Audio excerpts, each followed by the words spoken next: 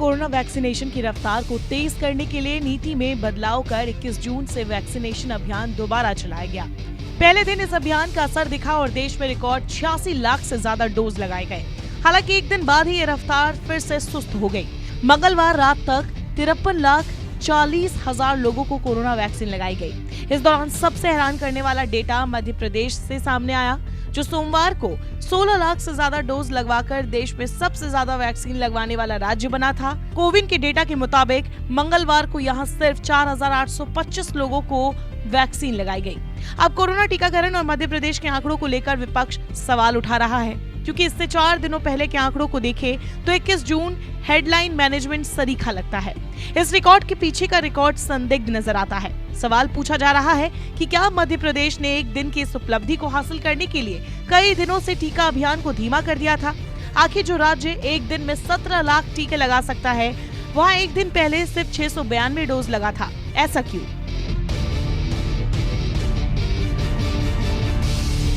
एक और बात, कोविन का डेटा भी बताता है कि 21 जून से पहले टीका में गिरावट आ रही थी, लेकिन राज्य सरकार का अलग डेटा है जो कोविन से मेल नहीं खाता।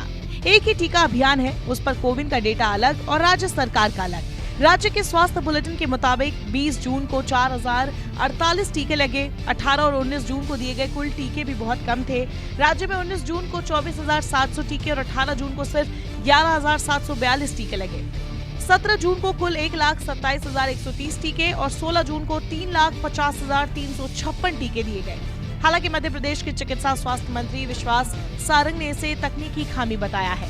बता दें, मंगलवार को सबसे ज्यादा 7,96,000 डोज उत्तर प्रदेश में दिए गए। इस दौरान सिर्फ 5 राज्यों में 3 लाख से ज्यादा लोगों को वैक्सीन लगी। इसमें यूपी के अलावा महाराष्ट्र, गुजरात, कर्नाटक और राजस्थान शामिल है। 2 लाख से ज्यादा डोज वाले राज्यों में पश्चिम बंगाल, बिहार, केरल और तमिलनाडु शामिल है। वहीं राजधानी दिल्ली में सिर्फ 84,795 डोज लगाए गए। देश में अब तक 29 करोड़ लोगों को वैक्सीन लगाई जा चुकी है।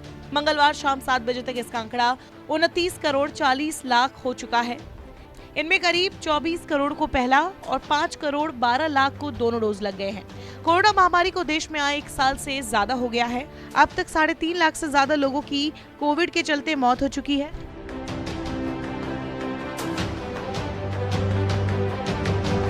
टीकाकरण अभियान देश में इस साल जनवरी में शुरू किया गया था। शुरुआती समय में हेल्थ वर्कर्स और फिर फ्रंट लाइन वर्कर्स को टीका लगाए जाने के बाद बुजुर्गों और फिर 18+ के ऊपर वाले लोगों को टीका लगाया जाने लगा।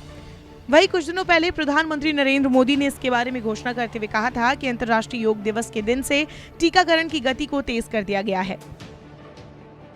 केंद्र सरकार ने वैक्सीनेशन उत्पादन में से 75% हिस्सा खुद खरीदने का फैसला किया, जबकि 25% टीका प्राइवेट अस्पतालों द्वारा खरीदा जा सकेगा।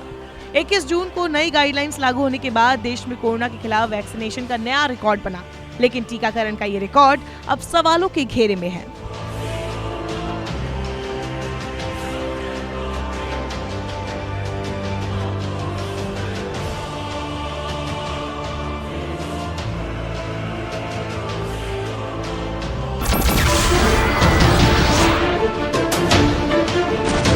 नमस्कार, मैं हूं मानक गुप्ता।